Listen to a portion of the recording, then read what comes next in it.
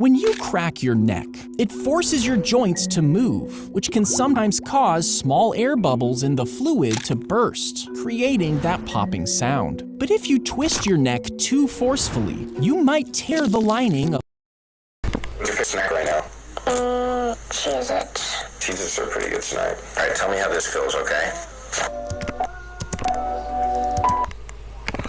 No!